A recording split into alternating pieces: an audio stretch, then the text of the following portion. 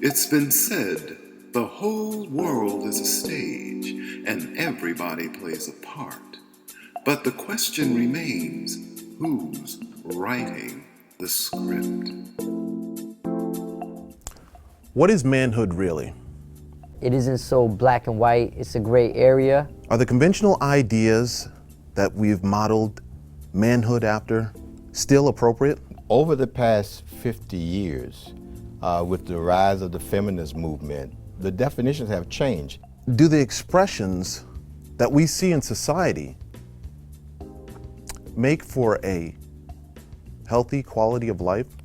In a society, a post-manufacturing society, where the jobs at the car factory or at the steel plant are gone, and we're in the information age, the idea that we have to be the breadwinner to feel good about ourselves, we reject that idea.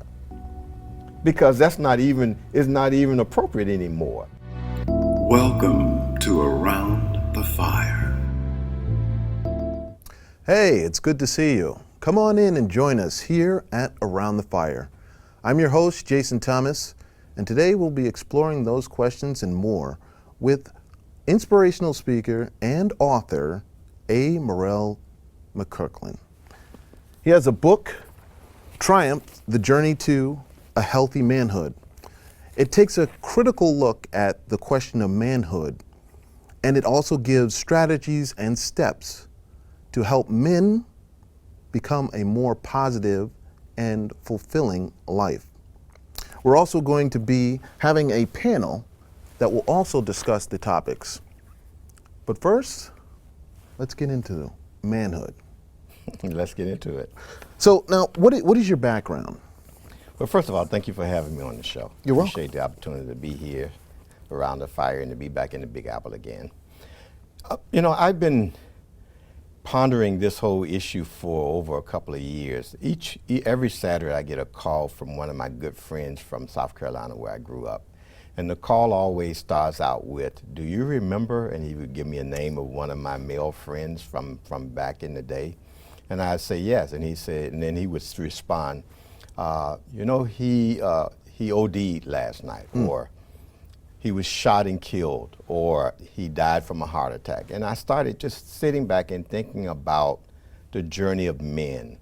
I thought about the men that I had grown up watching their lives, my father, my grandfather, my uncles and brothers and cousins.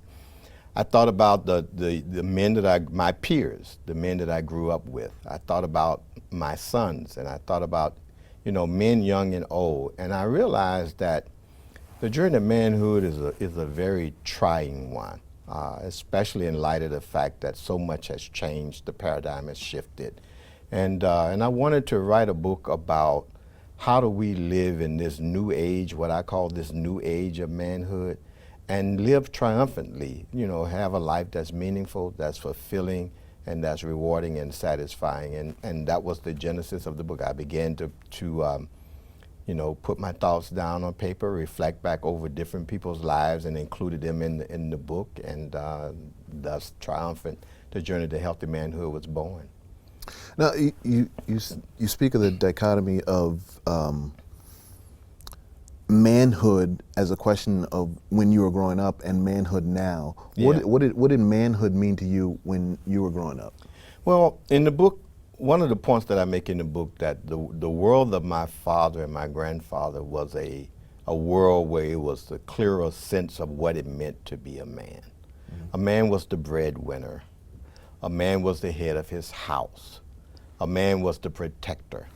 And over the past 50 years, with the rise of the feminist movement, the definitions have changed, and rightfully so. I mean, there were many aspects of how we define manhood that was not healthy and that was not productive for men or for women or for children. And so it was a good thing that the definitions have changed so that my sons live in a different world. In the old world, a man was a breadwinner, but nowadays there are a lot of women who are earning significant amounts of income, and they don't necessarily need a man to be the breadwinner. And in many homes, men don't bring the most money home. the whole notion of a man, because he's a male, is the head of his home, where there are many areas where women have a more significant expertise. And so I always ask the question, when I'm talking about this issue with my sons, where if you're having a discussion in your home with your wife around finances, and her job is she's the head of the accounting department at a major corporation, well, does your decision carry the greater weight? Not necessarily. Her expertise may carry the greater weight. So all of these things have changed. But what has not changed is that even though the times we live in has changed, many of the men are still trying to operate under the same old definitions, and that's not working anymore. And so we need a whole national discussion around what is manhood now. I mean, should men be opening doors for women? Some women don't want men opening doors. Some women do. So we need to have a different kind of debate. Women have liberated themselves by redefining what it means to be a woman. And in light of their feminist movement and the benefits of that movement, not only have women redefined what it meant to be a woman, but they have redefined for men how men have to think about womanhood. Men have to do the same thing. We need our liberation movement where we redefine for ourselves what it means to be a man in today's society, and then help others to redefine how they think about manhood. And that's a part of what this book is about. Now, do you think that the book benefits those single mothers out there that are raising these young brothers? Definitely. The book is a guide for men. It's a guide for women trying to raise their sons to be men. It's a guide for children trying to help their fathers be a good father. It's a guide for coaches and psychologists, for pastors, and anyone that's trying to help a man walk a healthy path. But there are principles in the book that doesn't just apply to men. There are principles in the book that are applicable to anyone that's trying to live an authentic, meaningful, and fulfilling life. So my daughter read the book, for example, and she was telling me that she found the book to be very helpful for herself. And so at some point I'm going to write a companion book that takes the principles of the book that are universal and allow it to be used by anybody. So it's definitely a book about men, and for people who are engaging men, but there are also principles that can be benefited from by anyone. Especially if you have the women are looking for that man, that manhood. I think that it comes together nicely where it benefits everybody. Yes, it does. You talk about the switch of the definition of manhood nowadays. Yes. And do you see the whole question of gender, like mixing in there? Definitely. First of all, there's been confusion about being a male versus being a man, about manhood. And in the book, I asked the question, when does manhood begin? And at some point when, people say, well, when you're 18, you're a man, or when you're 21, you're a man. But manhood is not a biological reality. Maleness is. Right. Maleness is a biological fact. You're born a male.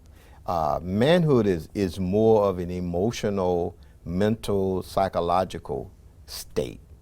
So there are 18-year-olds, there are 20-year-olds, there are 21-year-olds that can father a child, but that don't mean that they have the wherewithal to know how to be a good father to a child. Right.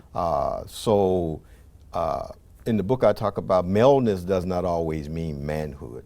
In fact, there are men who biologically, they have reached a state where we would biologically say they're men, but emotionally and mentally they're boys wearing the mask of men because they have not achieved a mature and positive mental and emotional state. And that's where the challenge is. It's just, helping us to understand that when your body ages and your voice get heavier and hair grows on your face and on your chin, it doesn't necessarily mean that you become a man. Right. That manhood is a transition, it's an inner transition, and it's a mental transition that has to be made to take you from being a male to a man. And that's a part of what we need to be talking about. What is that transition? What is that mental transition? In earlier societies, there would have been a rites of passage Right. that would have taken a boy at 12 who was developing biologically as a male and help him, understand the mindset, the spirituality, the emotions, the mental state of manhood, so that by the time his body reached the maturity, his psychological and mental and emotional development would have been consistent with that. But we don't have those rites of passages now. And so one writer said that we don't have a rites of passage in manhood. We just find ourselves there. We just find ourselves at a place where the expectations are greater, but we haven't been prepared to meet those expectations. And that's the challenge we're facing. And I think that some of that, I think people miss being manhood because this is something that I struggle with, for being a manhood for my daughter. I mean, most people look at it as being a manhood for their son. But I want to be, a man and a good, positive role model for my daughter, so that she knows what to look for in a man. Yes. Well, again, and that's important, because what we're talking about is how can men play an important and impactful role that's not assumed by their gender. Right. The old definitions assumed the role based on gender. So you're a man, you were assumed to be the breadwinner. You're a man, you were assumed to be the boss. So, but that's not the case anymore. So now, how do we play a significant role that our gender doesn't mandate that we're in this role? It's our skill set, our capacity, our emotional development, our spiritual growth, our psychology. And we are suited to be able to play that role. We just have to be prepared for it. I mean, we certainly can provide leadership that's based on our personal growth and development to our daughters, to our sons, and to the people that we engage on a daily basis. We certainly can develop our character, our disposition, our personality to a place where people would want to hear our wisdom and our insights, but not because we are males, but because we have grown to a level where we can exhibit that we are mature, positive beings on the planet. And so that's where the new age of manhood is not assuming certain positions of superiority or responsibility because of a gender. It's all about who we are as a person, what we have developed in terms of our character development, the skills we have developed, the knowledge we have developed, the insights we've developed, the wisdom we've developed. That's where we began to provide leadership based on those things, and not just because, well, I'm a man, I'm the boss. Right. Yeah. So what are the difficulties you ran up to, like researching some of the work for your book? Well, the book, first of all, the first thing that I researched was my own life. And so my own life has been a good window to look into to understand the challenges of manhood, as well as the path that men must take to be triumphant. I spent a lot of time in introspection, looking over my life, being very honest. In the book, I talk about the necessity of men doing continuous reflection and telling the truth, the whole truth, and nothing but the truth, so God can help us. Right. Not so help me God, but so God can help us. And so I've looked at my life. I've looked at the mistakes I've made in relationships, in decisions, and used that as a means of understanding things that I could have done differently. And I've looked at the lives of men that I've had a chance to watch close up.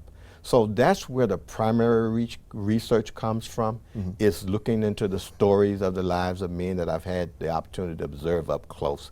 But I've also read a lot of books about, you know, where men are today, the statistics on opioid addiction and manhood, on suicide and manhood. Certainly we understand the challenge, the problems of men and homicide. Right. Because no matter where we are, men are killing lots of people every day.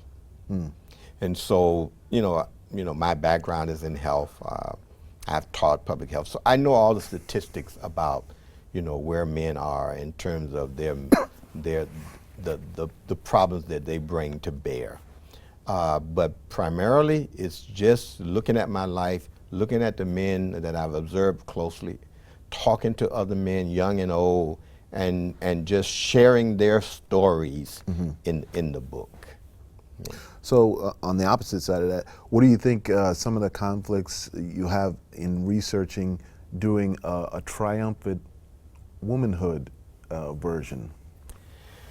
I always tell my wife, my daughters that, there needs to be some books written for women too, because we're all struggling in this Western society that's become very egocentric and materialistic. I'm not going to write a book on womanhood. I'm going to just take the principles that are universal in the book, and I'm going to talk about the journey to powerful living. So whether you're male or female. So that will be the companion book to this, Triumphant, the Journey to Powerful Living. And I'm going to take most of the principles that doesn't necessarily relate to manhood, but it relates to anybody. For example, having the right paradigms, that's important. Living in alignment with yourself. I mean, that's important for anybody, because a lot of us are living contradictions.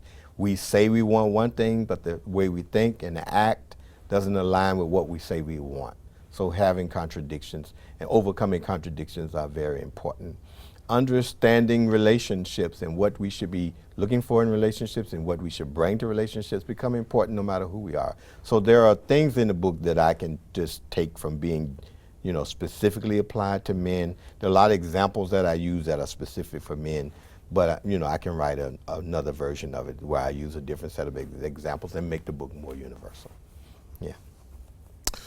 So there's a quote in the book, and you talk about like struggles and overcoming things. It says, "The worst tragedy in life is what dies inside a man while he lives." Yes.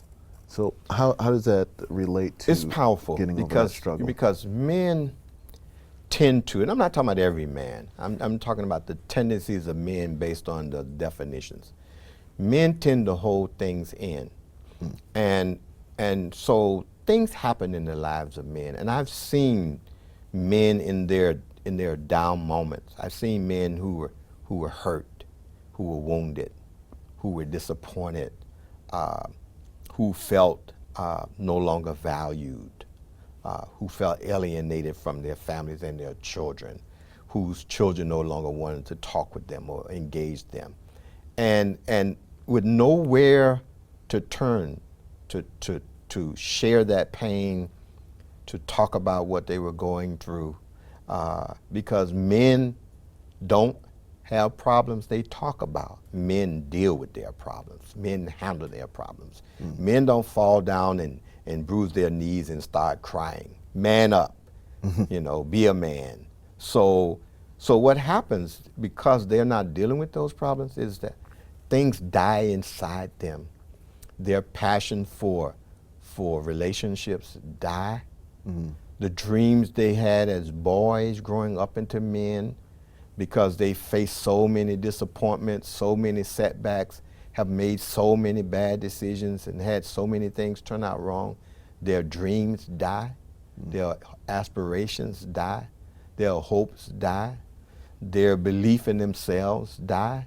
So I've had a chance to just watch men who allow their passion for life, their confidence, their trust. Some men have been in bad relationships and they lost their trust for relationships. They've given up the hope of being in a relationship with somebody that they can trust. I've watched their trust die. And so that's what I'm talking about in the book. All the while they're still walking around. Right. They're still working, going to work back and forth, but at the center, at the core, they've lost their spirit. They've lost their passion.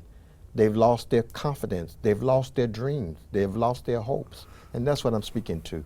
Do you see a lot of men in your research moving towards getting help for that? Because in my life, the men that I know, I've seen, and in media, I've seen a lot of the push towards getting, like psychological help. Yes. And I know in the Black community, that's kind of looked down upon. But like you're saying, the definition of manhood is kind of changing. I see that push towards. It's better. It's still problematic. The research still shows that men are still very reluctant to talk, especially to a counselor or to a professional, about their problems. There was a study done on male suicide, and the person who did the study just concluded that men would rather kill themselves than to talk about their problems. So, men use guns, men use drugs, men use alcohol to address their problems in a lot of cases. It may be getting better, but not at the rate that it needs to get better. So there's still a lot of effort around helping men understand the value of addressing their mental and emotional stresses and challenges, and also their physical health challenges. Men don't really get the kind of physical care for their physical health that they need. I had a friend about 2 years ago, I saw him limping.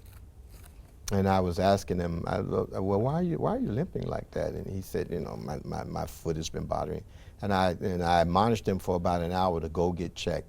And I said, if you don't have insurance, you can go through, the Affordable Care Act and get insurance.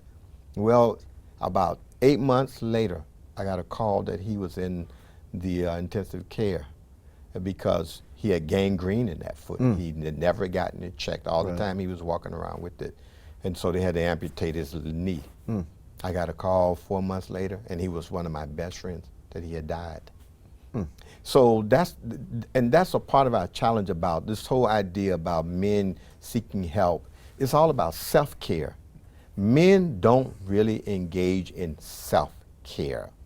We spend so much time thinking that our value is in helping everybody else, caring for everybody else, caring for our children, caring for our family. We don't spend enough time caring for ourselves.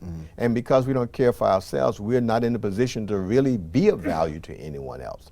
So I say in the book, can you imagine where a man is sitting in the bathtub, it's hot, bubbly waters, and there's rose petals in the bathtub, and he has a glass of wine sitting on the side and some jazz in the background. I said, it may happen, but it's highly unlikely. Why? Because women understand better how to value themselves, how to pamper themselves, how to treat themselves. Girls' night out. Then girls' night out, than men.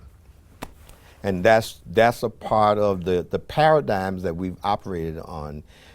For men to pamper themselves, they're soft. Right. Yeah. And I think that's kind of changing a little bit. I know we had met at the Gentleman's Factory.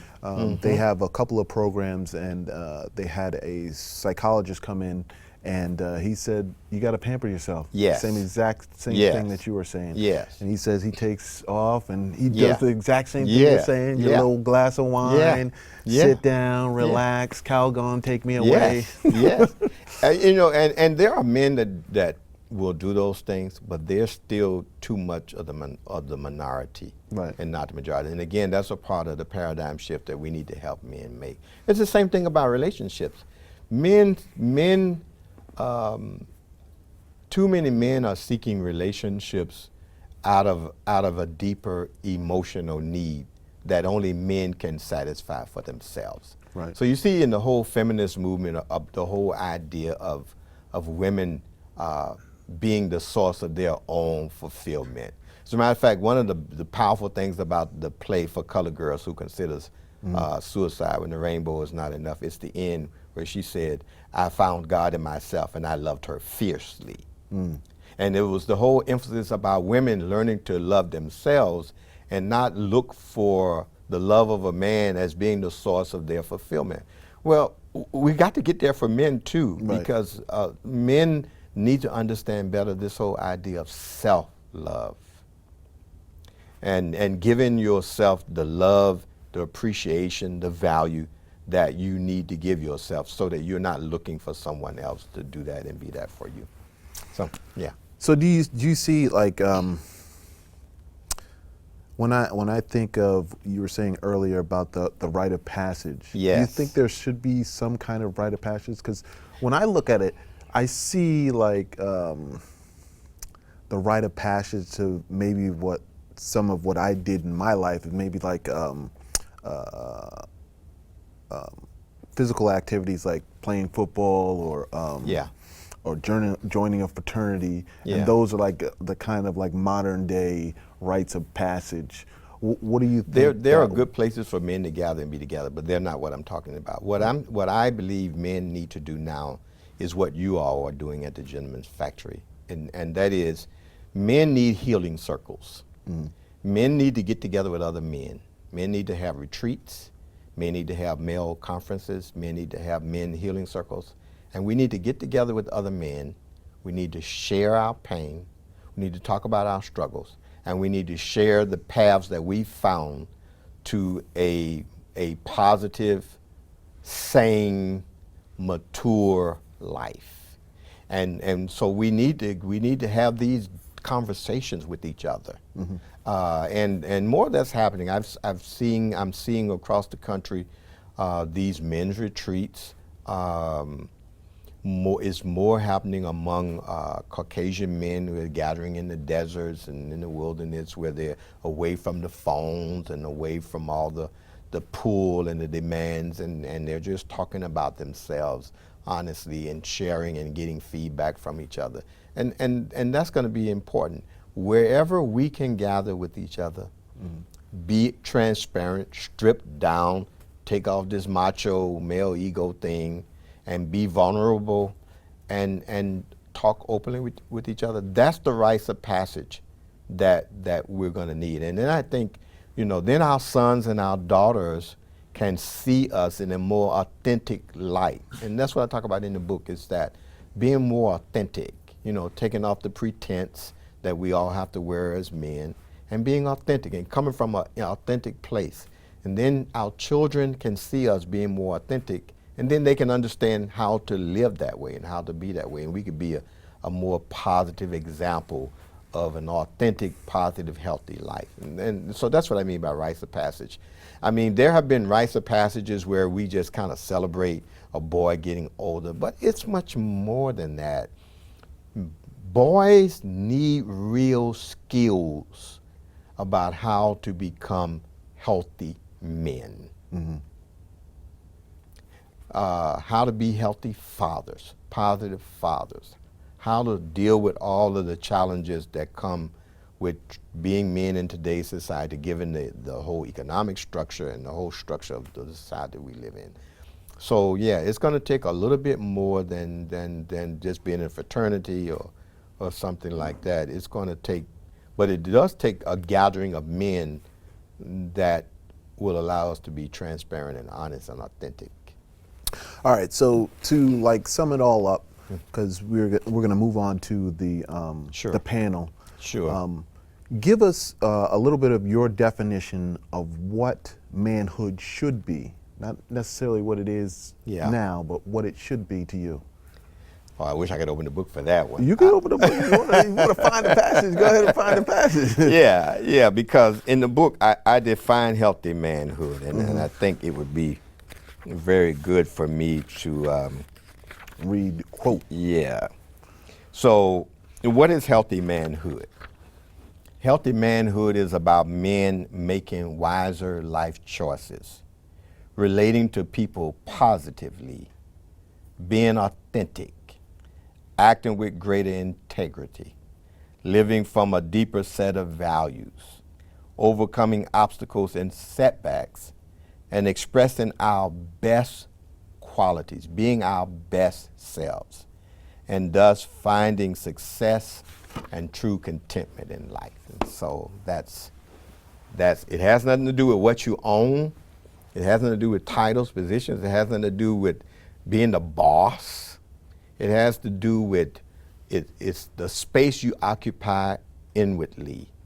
It's the mindset that you have grown to develop. It's the character improvements. It's the character transformations that have occurred in your life. It's the way in which you've learned to be positive. It's the way in which you've learned to have integrity. That means living truthfully with yourself, being the man you were born to be, purposed to be. And it also means living truthfully with other people. It means having healthy relationships, because you approach those relationships from a place where you are already at peace and you have a sense of yourself. And so you're not looking for a mother in a woman. It's about defeating the demons of your father's life, because all of us have been impacted by whether our father was present or whether our father was absent. It's about providing leadership, but it's not the leadership of telling other people what to do. It's the leadership of showing from your life how to live victoriously, how to live triumphantly. That's the leadership. So it's not a leadership of saying, listen to what I say. It's a leadership of somebody seeing your life, seeing the power of your life, seeing the success of your life, and saying, I want to hear about how you were able to do that. I want to hear about your values. I want to hear about your wisdom. I want to hear about your journey. And that's the leadership that we can bring in this new age of manhood. Well, I'd like to thank you, and thank you. Everybody out there, tune in. We are going to go to a panel, and we will be right back.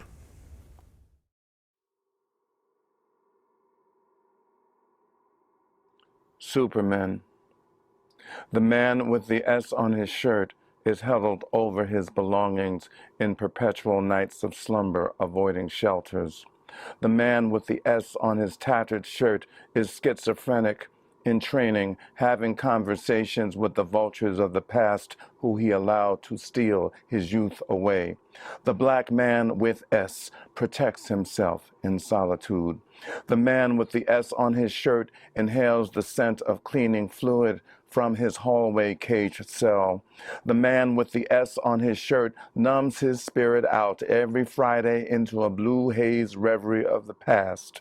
The man with the S on his shirt fathers the next generation with no spotlight or acclaim, pouring out love and discipline in equal measures. The man with the S on his shirt creates something from his third eye and the blood pulsing in his veins in spite of assumptions that he is nothing. The men with the S's on their shirts gather in a circle of love that no one proclaimed was for them, with drums and horns in America. They will throw down their armor, guns, and bottles, letting them shatter and rust in the sun. They will all tell the same story about the S lodged in their minds as they lived in the land that taught their blood they would be dismantled or neutralized if they aspired to breathe. They will confess they were really taught to believe that they were indestructible and made of steel, chastising their brethren if they begged to differ. They will throw their Superman shirts into the fire at the center of the circle without remorse or shame. The night stars will come out. The moon will rise. They will drink their shared blood in ritual. They will give birth to their lives for the Creator.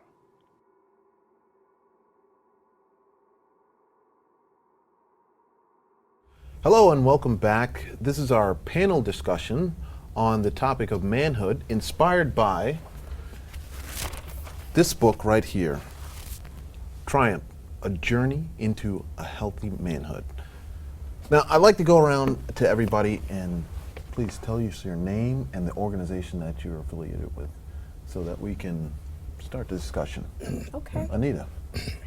Thank you. Thank you for having me. My name is Anita Joyner-Taylor. I'm the founder and executive director of Where the Healing Begins out of Brooklyn, New York. My name is Wanda Grobelkiewicz. I work at a hospital at really medical university, and I work in pediatrics.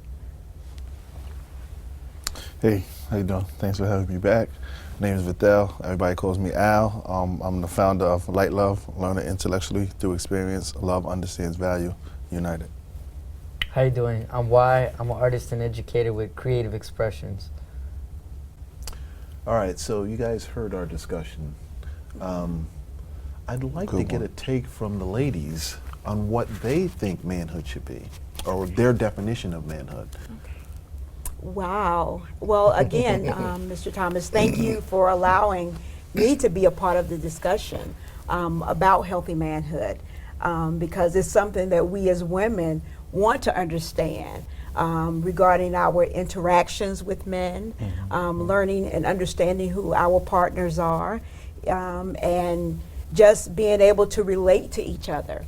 You know, my spiritual beliefs are that our differences are not meant to be against each other, but to complement each other. Yeah. That is what I believe. So as a woman, I want to understand about men and about what makes you guys tick, and even how we can tick you off, and some of the things of what not to do, and some things of what to do. So I share with what Dr. McClerklin said about healthy manhood, about making wise choices, about being authentic, about overcoming obstacles, about being real, about with himself, before even he can be real with his woman, or with, you know, in his interactions with other people. So I share, you know, that vision. But you know, hopefully, you know, I can be able, you know, once you finish with other people, to ask him that question. Okay? So that's what I'll do. Wanda, how is your definition That's a loaded of question. manhood? My definition of manhood, well, I not to give away my age, but I was at the cusp of between the traditional manhood and the nowadays manhood. So I really saw both sides. It's a little bit hard because some of the traditional I do like. You know, it's like, unfortunately, my husband passed away last year, and he knew how to repair things. You know, if something broke down in the house, I could go to him and he would repair it. Now, I can't do that. You know, I maybe learned a little bit from him, but I didn't have his way of thinking to go about to fix something. And that I feel I regret. I was born a little bit too early, because when I was going to junior high school, we had to learn cooking. We had to learn sewing. The guys learned shop. They learned metalwork, they learned woodworking, they learned all these other things that I would have loved to have done. I really would have loved to have done it.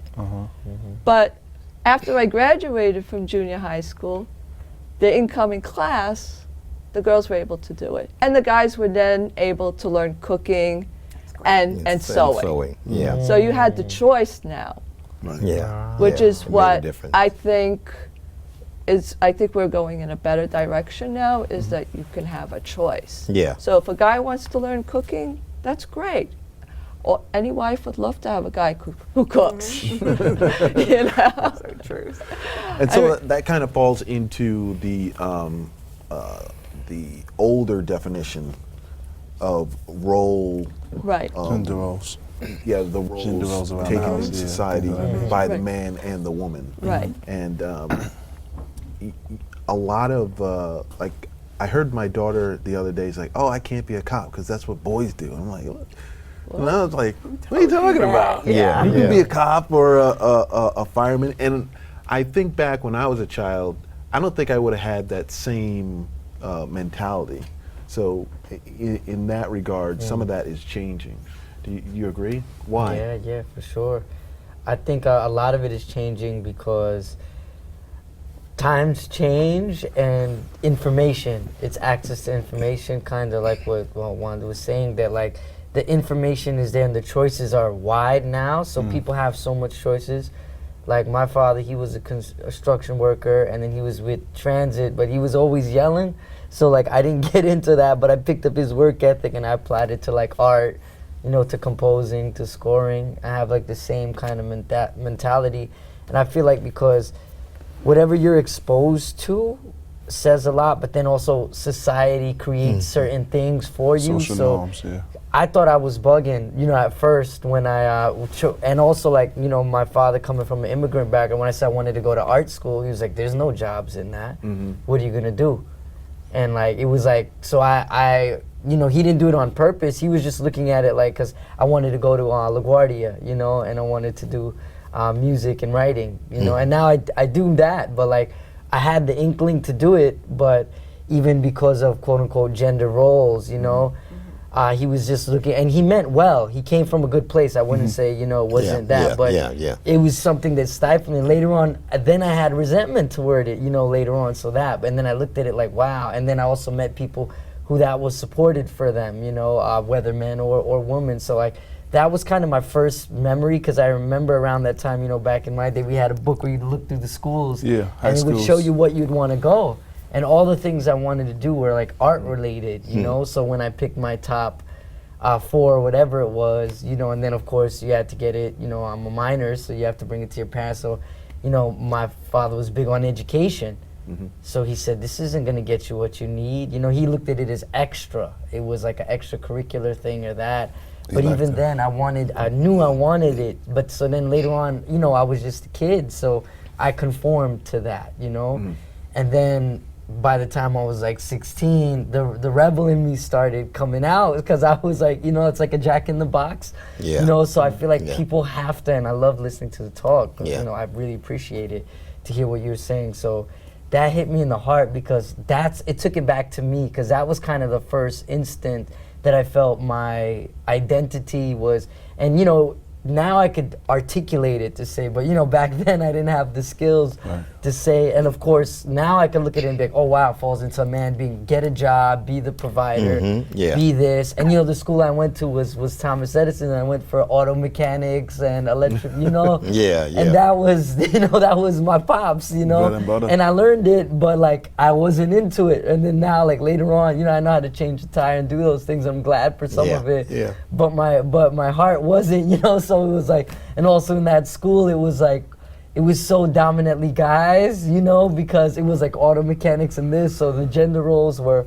in there. And then I remember rebelling, and I started cutting school because there was no girls in my school, so you gotta go to I would go to school across the road. So get a like, girl in there somewhere. So then I was and then I remember thinking, but now as like an adult, when you guys were saying the conversation, I realized, wow, gender roles had a big part to play, and you know, and I think as a son of an immigrant, you know, they came here that had a lot to play with it. So I also do arts education. So now with youth, when I work with them, I make sure to address certain things, because now I can articulate it, I know it was that, but also to know that even with generations, things change, and especially with information, because now they have so much more information so people can explore. And I also believe things aren't so black and white anymore. Like people are very gray. We all have gray areas. Like I said, certain things I did enjoy about it.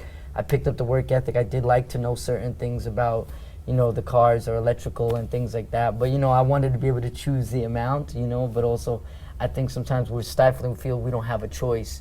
Especially as men growing up, sometimes we feel like silence, you know, for us, silence is a big action, you know, so I think it just deeply connects to that. So I empathize with that, and to go back to what you said, just like seeing the change and also keeping malleable and knowing that when you know, you do know. So go at it. You know, I really had the confidence to go into what I wanted to a little bit later on, but when I did it, you know, but I'm thankful for it. And also didn't hold blame. That was a lot. I think when I was a teenager, of course, rebellious, that's when I was kind of like, you know, shaking the finger at pops and whatnot, but then I understood it was systemic, you know, and like, I love how you said, it's your father's things that you carry. So those words resonated heavily in me, you know, so thank you again. So Al, like, in your organization, you deal with at-risk youth, right? Yes. Do you see some of that, I guess, gender roles? It definitely depends on who's in the group, who's having the conversation. Like for me, how much I understand gender roles in conversation, I didn't have to interact with it in my household because my household was predominantly females, right? And so the gender role just wasn't present. It was when I came out my household, I'm interacting with other households, and they may have a father who, in comparison to mine, who it wasn't a father there, at least his come and go. So when he come, this is his role. When he's gone, whoever takes up the slack, takes up the slack. That was my initial introduction to seeing how it falls into family dynamics. But in the group though, I feel like, if we speak into the power of manhood, my thing will always be accountability first, right? A part of being a man is taking responsibility for your action and your position and what that is. Like that's like a universal law, no matter the culture, no matter the upbringing, no matter if your father was there or not. When you find yourself and you feel comfortable looking in the mirror and saying, I'm a man, you want to feel confident that you can take on whatever that is that you know you put forth into the universe. That's wrapped up. But then it's life experiences, engagements, exposures that starts to fine tune what that is. So when I'm speaking to a youth today, I want them to first give me an understanding of what's life to them on a personal scale, right? And then the gender and what roles and the importance of it, we can get into that later through experience, because like Wanda said, today a female don't necessarily need to know how to cook and sew if she know how to do coding, and she could put things together that allowed the husband or the fiance or the child's father to step in and be a little bit more domestic than she would have been considered to do. I'm real big on outcome. And so I bring that into the room. That's what I talk about. So manhood is just that, knowing what you really want to do, why you want to do it, are you ready to take on the trials and tribulations? That's manhood to me. So the youth that you facilitate, do you see more of the definition of manhood like we were talking in the past, or the growing, changing definition of manhood? Are the youth, are they like that could vary too, because see, your upbringing plays a key on how you look at life, right? So I'm meeting kids who's more or less in an identity crisis. They trying to figure out if what they do with their peers is honoring what they being taught at home, or if what they doing with their peers is better than what they're being taught at home. We in a place right now in society where kids may be more productive in the streets than in their household because the household is so empty. As weird as that sound in conversation, it's spook.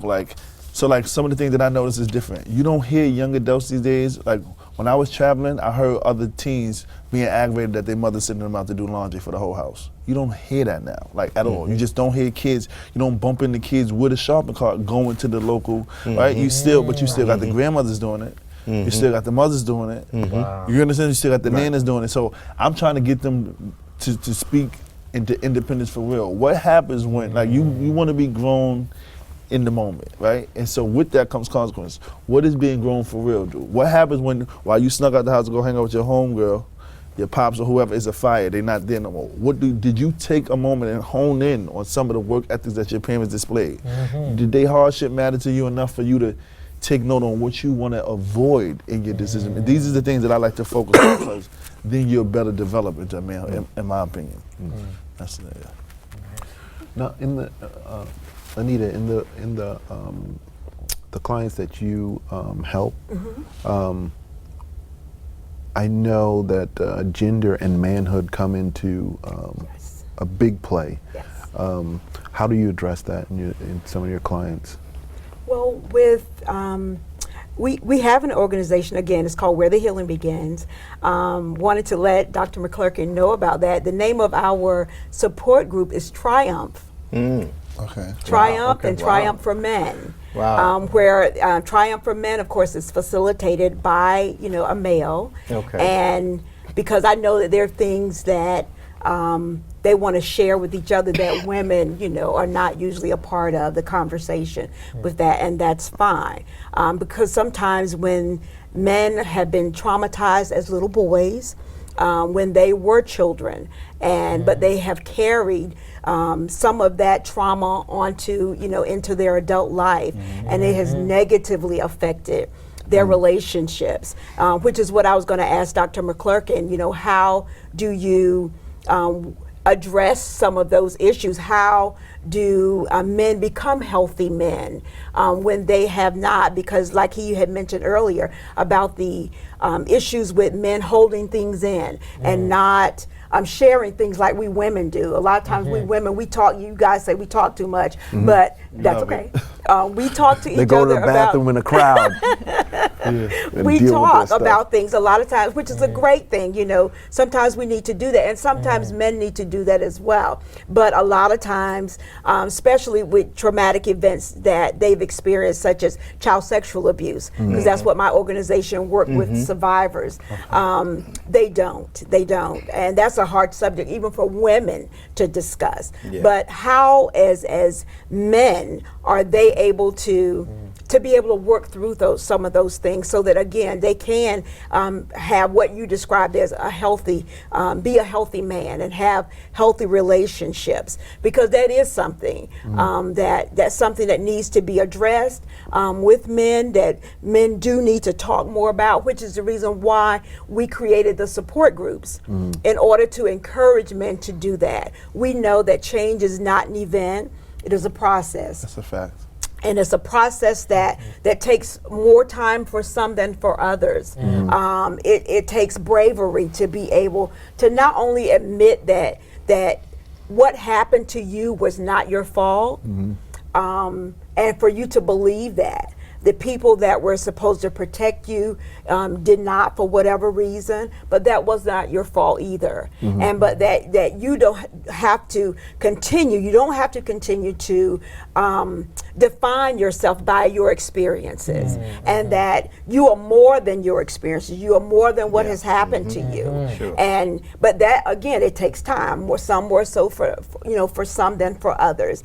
But but through the support group, a lot of people, a lot of men have been helped and been able to take the step to go into private counseling, which is something, even though you have the support from your other brothers that's in your support group or whatever, sometimes other things that you need to share is, on really on a personal level. So that's how we address it. That's how we address challenges that men oftentimes face. But again, it's something that the few men that have had the bravery to come forth and to share their experiences, it's going to take them continuing to be examples to other men who have not made it to that stage in life. So that's what Where the Healing Begins does. And that's what we're going to continue to do, to find solutions to assist men to move through that process of healing. Yeah.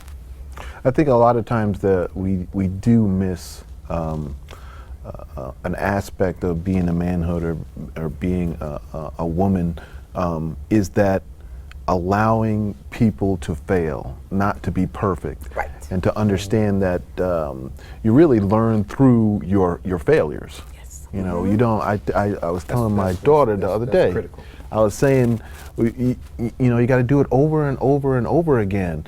The way you learned how to walk was by falling down.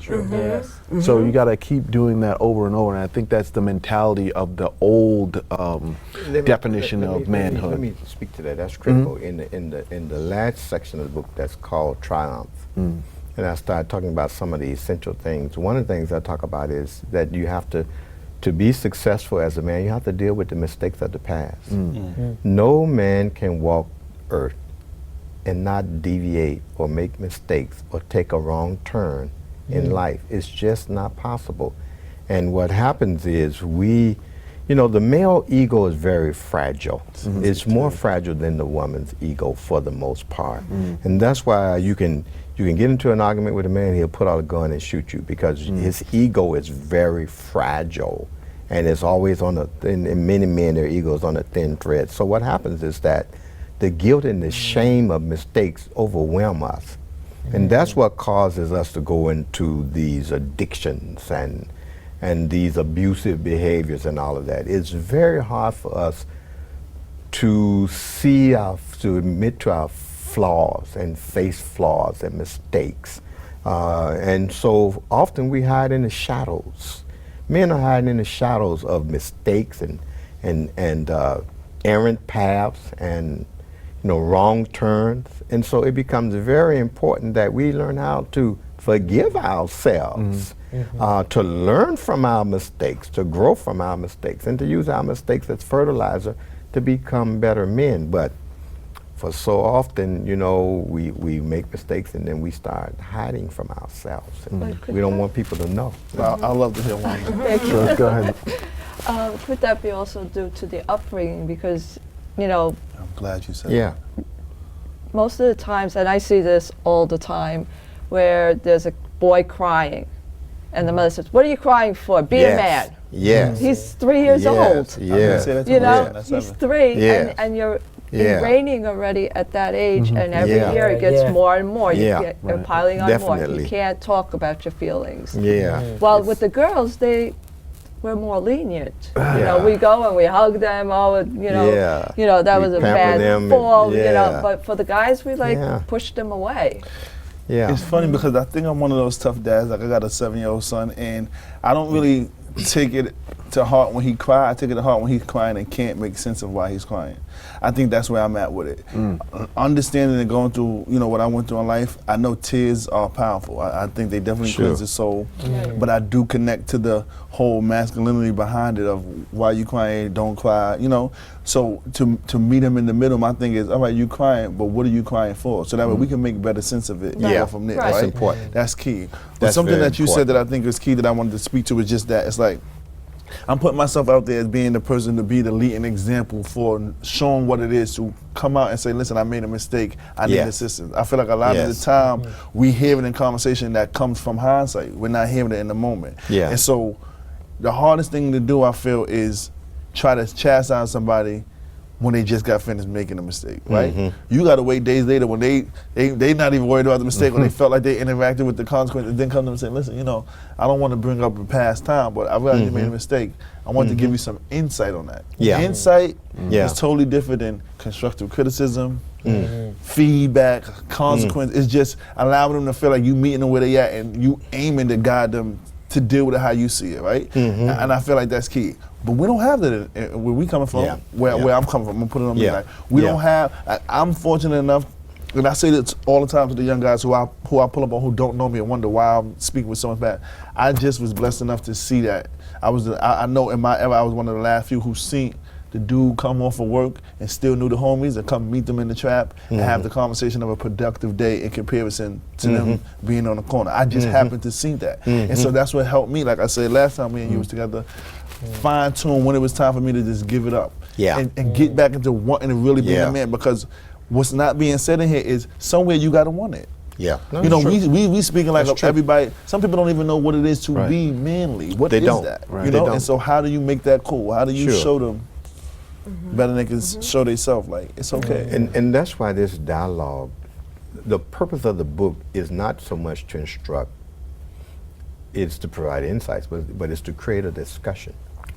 Definitely. Because important. the discussion is what's important. You said that could it be your upbringing? Yes. You are born a male. You are socialized into being a man. I like that. So the way we behave, the way we think, the prisms through which we see manhood has nothing to do with our biology. It's our socialization. Right. So all of the ways we think about what we should be, how we should think, how we should act, what we should do, how we should handle situations, how we should go after girls or relationships. All of that is how we're socialized. So the key is to create this debate, because if you think about what happened for women, the women were repressed in the way we saw women and the way women saw themselves. So women took it upon themselves to cast that off and to begin to push back against the way women were defined. That was their, quote, feminist movement. But if they had not taken it upon themselves to say, we reject that. We reject the concepts you're applying to us. We reject the idea that we have to stay in the kitchen, or we have to stay in the home, or we have to be pregnant, we have to have we reject all of that. Here's how we see ourselves. And that's what I'm saying men have to begin to do. We need a liberation movement for ourselves. We have to begin to say the idea in a society, a post-manufacturing society, where the jobs at the car factory or at the steel plant are gone, and we're in the information age, the idea that we have to be the breadwinner to feel good about ourselves, we reject that idea. Because that's not even appropriate anymore, because the whole infrastructure economically has shifted, so we're not going to even be able to do that anyway. Right. The jobs are not even there for most of us, so we're unemployed or underemployed, or we're homeless, because the society and the structure of it has changed. So we have to say, we reject the idea that we have to have a fragile ego, and so we can't face ourselves, or we can't face somebody telling us the truth, or if you step on our shoes, you know, we're offended.